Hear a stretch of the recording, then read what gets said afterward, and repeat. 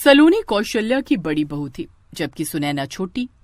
सलोनी का रंग काला था और वो गरीब घर से थी, इसलिए कौशल्या उसे बिल्कुल भी पसंद नहीं करती। ना जाने हमारे नसीब कैसे थे जो ये कल्लो हमारे घर की बहू बनकर आ गई। जैसे खुद है ऐसे इसने बच्चे भी जने हैं। पता नहीं अशोक को इसमें क्या पसंद आया था। जबकि कौशल्या की छोटी बहू दिखने में सुंदर थी और अमीर परिवार से थी, इसलिए वो उसके ही गुणगान करती। भले ही सलोनी घर का सारा काम करती, लेकिन फिर भी वो हर वक्त उसे जलील करती रहती। फिर शादी के कुछ समय बाद ही सलोनी की देवरानी सुनैना ने घर में कलेश करना शुरू कर दिया और उसने अलग होने का फैसला लिया। अपने पिता से कहकर उसने अपने लिए अलग बड़ा घर बनवा लिया, जिसमें वो अपने पति के साथ रहने लगी। कौशल्या लालची थी, इसलिए उसने भी सुनैना के साथ ही रहने का फैसला किया। अब सलोनी और अशोक अपनी पुरानी झोपड़ी में ही रहने लगे। अशोक के 2 बच्चे थे, 10 साल की पिंकी और 7 साल का अर्जुन। अशोक खेती करके अपने घर का खर्च चलाता था। एक रोज, बच्चों, आज तुम्हारे बाबा खेतों में खाना लेकर नहीं गए हैं। आज उन्होंने खेतों में पानी चलाया हुआ है, तो मैं उन्हें खाना देकर आती हूँ और तुम लोग मेरे पीछे से कोई शरारत नहीं करना, ठीक है? ये कहकर सलोनी अशोक को खेतों में खाना देने चली गई। कुछ देर बाद खेतों में पहुंचकर उसने अशोक की काम में मदद की, फिर उसे खाना देकर घर लौट आई। लेकिन उसे क्या पता था कि ये उसकी अशोक से आखिरी मुलाकात होगी। उसके जाने के बाद खेत में अशोक खाना खाने बैठा ही था कि तभी अचानक से बिजली का एक तार टूटा और खेतों में भरे हुए पानी में आकर गिर गया। अशोक की मौके पर ही मौत हो गई। ये सब ना इस कलमुही की वजह से है। यही है मनहूस। ये कल्लो की काली किस्मत खा गई मेरे बेटे को।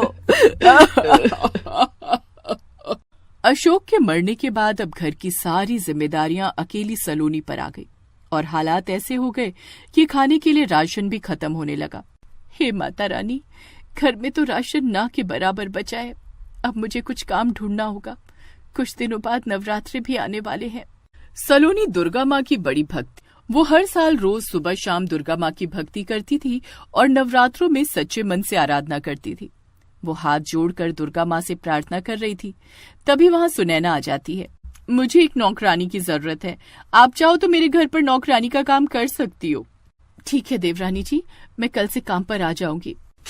अब सलोनी सुनैना के घर नौकरानी का काम करने लगी, जिसके बदले वो उसे रात का बासी खाना और महीने के 500 रुपए देती। अब वो उन बासी रोटियों को खुश होकर खा लेते। हे दुर्गा माँ, उनके जाने के बाद आज हमें ऐसे दिन देखने पड़ रहे हैं। मेरे बच्चे बासी खाना खाने को मजबूर हैं। मुझ पर ना सही, लेकिन कम से कम मेरे बच्चों पर तो रहम करो माँ। देवलोक में नारद ये सब देख रहे थे।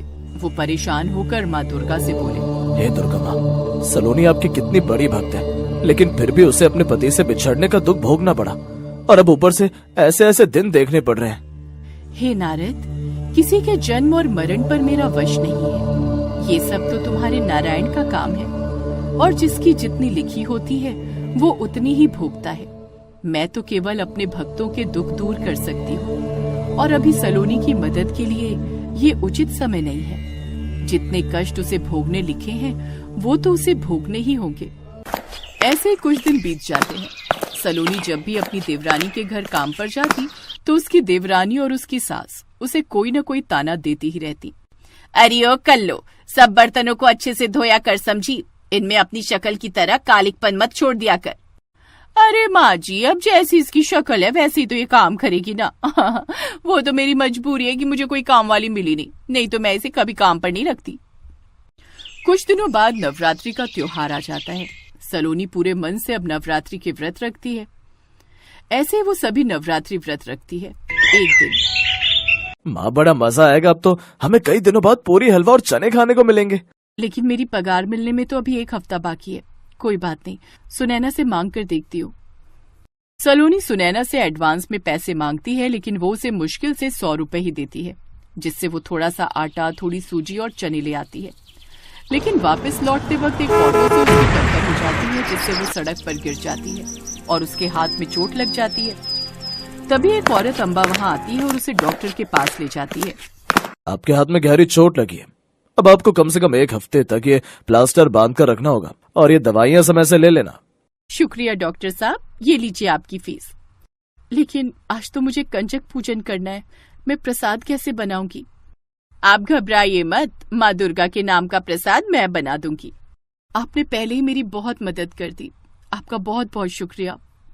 अम्बा सलोनी के साथ उसके घर आ जाती है और रसोई में जाकर हलवा, पूड़ी और चने बनाकर तैयार कर लेती है। पूरे घर में बड़ी ही अच्छी महक फैल जाती है। कुछ देर में वहां पर कई सारी कंजक आ जाती हैं। उन सबको भोग लगाने के बाद भी वो प्रसाद खत्म ही नहीं होता। ये सब देख सलोनी हैरान रह जाती है। सभी कंजकों के जाने के बाद सलोनी की नजर पैरों की उन छाप पर पड़ती है जो रसोई में होती है। वो झट से जाकर अम्बा के पैरों में गिर जाती है। मैं जानती हूँ माँ, ये आप हैं, मुझे दर्शन दो माँ, मुझे दर्शन दो। फिर दुर्गा माँ अपने असली रूप में आ जाती है और सलोनी और उसके दोनों बच्चों को सदा खुश रहने का आशीर्वाद देती है। सलोनी का घर सोने के भंडार से भर जाता है और अब वो काफी ज्यादा अमीर हो जाती है। अब सुनैना और कौशल्या को अपनी गलती का एहसास होता है, लेकिन सिवाय पछतावे के उनके पास कोई चारा नहीं था।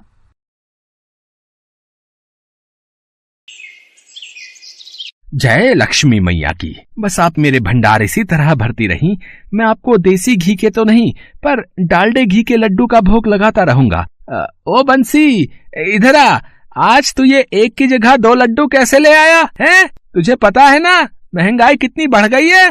डालडे घी का एक लड्डू 5 रुपए का आता है, 5 रुपए का। हाँ, जिसे मैं 2 दिन में आधा आधा भोग लगाता हूँ। आज 2 लड्डू किस खुशी में लाया है? मालिक, वो आज हलवाई के पास छुट्टे पैसे नहीं थे, इसलिए उसने मुझे 10 रुपए के 2 लड्डू दे दिए।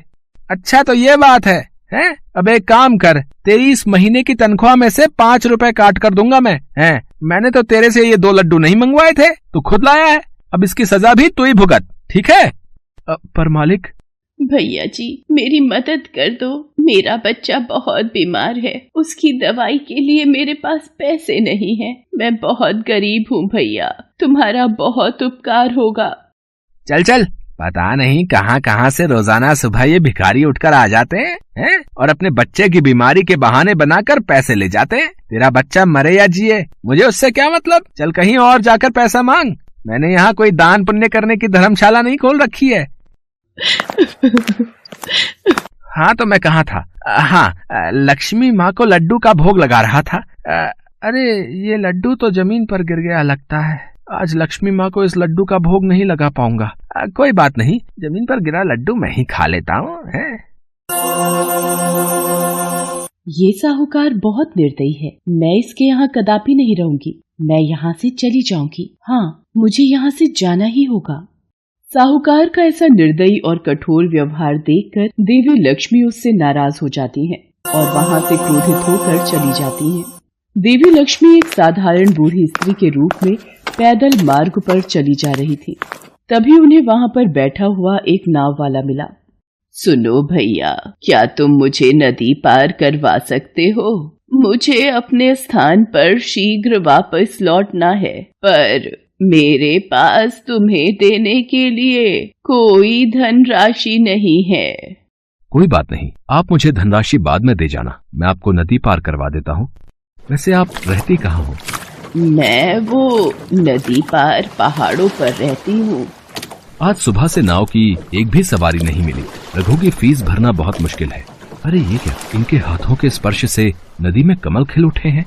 नाव वाला ये देखकर हैरान रह जाता है कि बूढ़ी स्त्री के हाथों के स्पर्श से नदी के जल में कमल खिलाए हैं। देवी लक्ष्मी नाव वाले के मन की व्यथा को सुन लेती हैं और वो उससे प्रश्न करती हैं। मुझे इस मनुष्य पर अपनी कृपा बरसानी होगी। ये मनुष्य गरीब और दुखी होकर भी दयालु है। बेटा, तुम बहुत उदास दिखाई देते हो, अपने मन की व्यथा मुझसे कहो। मैं बहुत गरीब हूँ, परिवार का गुजारा बहुत मुश्किल से कर पाता हूँ। मेरे परिवार में पत्नी और एक बेटा है। आज सुबह से ही सवारी की तलाश कर रहा था और कोई भी सवारी नहीं मिली। मुझे अपने बेटे की स्कूल की फीस जमा करनी है, पर समझ में नहीं आ रहा कि मैं इतने पैसे कहाँ से लाऊं। तुम्हें परेशान होने की कोई आवश्यकता नहीं है। व्यक्ति के अच्छे कर्म ही उसका साथ देते हैं। सदैव अच्छे कर्म करना, जिससे तुम्हारे दुख दूर हो जाएंगे। नदी का किनारा आ गया है, अब आप आराम से उतर जाओ माँ। तुम्हारा बहुत बहुत शुक्रिया बेटा, अब मैं चलती हूँ। ये क्या, नाव के जिस हिस्से पर ये बैठी थी वो तो सोने का हो गया, और नाव में ये जिस जिस जगह पर अपने पांव धरकर उतरी हैं वो हिस्सा सोने का बन गया है। ये कोई साधारण स्त्री नहीं, ये तो कोई देवी है। हे देवी मैया, मुझसे भूल हो गई, मैं आपको पहचान नहीं पाया। साक्षात देवी मैया मेरी नाव में बैठी थी। लक्ष्मी मैया, आपने मुझे दर्शन देकर मेरे जीवन को सफल बना दिया। पुत्र, तुमने मुझे मनुष्य रूप में निस्वार्थ भावना से नदी पार करवाई। तुम बहुत नेक दिल हो, और जो मनुष्य दूसरों की सहायता के लिए मददगार होते हैं उन पर मेरी कृपा हमेशा बनी रहती है। तुम मेरी परीक्षा में सफल हुए हो पुत्र। दयालु मनुष्य सदैव ईश्वर को प्रिय होते हैं। कपटी और कंजूस मनुष्यों के घर मेरा वास कभी नहीं रहता। मांगो पुत्र, तुम्हारी जो भी इच्छा है मांगो। भैया, मुझे बस इतनी शक्ति देना कि मैं मेहनत करके अपने परिवार का पालन पोषण करता रहूं, और आपका आशीर्वाद सदैव मेरे परिवार पर बना रहे मैया। मैं तुम्हें आशीर्वाद देती हूँ, तुम्हारे घर में सदैव धन धान्य वैभव और शांति का वास रहेगा।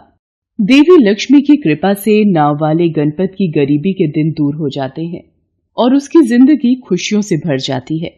नाव वाले गणपत को उसकी नेकी का फल देकर देवी लक्ष्मी अपने धाम लौट जाती है।